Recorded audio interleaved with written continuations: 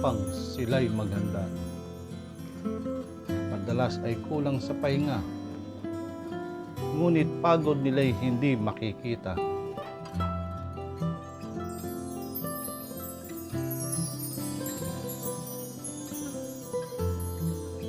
Sila'y magtutungo sa paaralan upang magbigay ng kaalaman. Kahit pamilya ay maiwanan, maglilingkod pa rin sa kabataan. Boses ay mawawala dahil sa 8 oras na pagsasalita. Paa ay ngalay na, kamay ay pagod pa.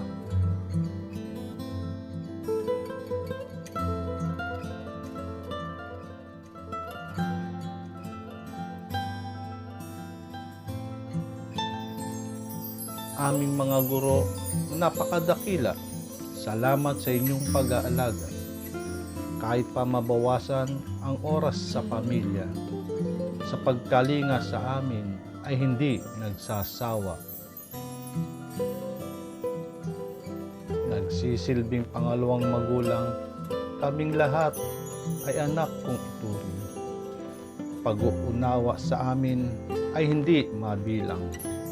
Pagbibigay ng kaalaman ay hindi nagkulang.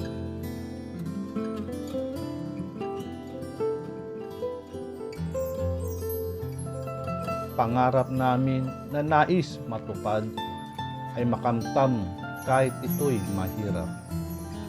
Kayo din ay nagtuturo at nagsisikap nang walang kapalit na hinahanap.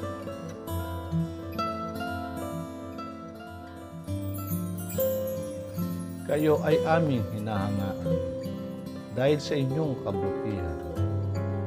Kami man ay may kamalian, kami tanggap niyo pa din ng lubusan. Kaalaman namin ay lumalawak, marangyang buhay ay maaring matahak. Dahil lagi ninyong tinitiyak na sa itinurong kaalaman ay hindi mapahamak.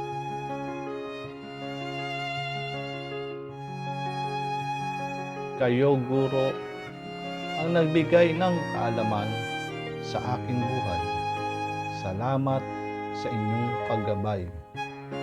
Ang buhay ay nagkaroon ng kulay dahil kayo ang karamay sa kabiguan at lumbay.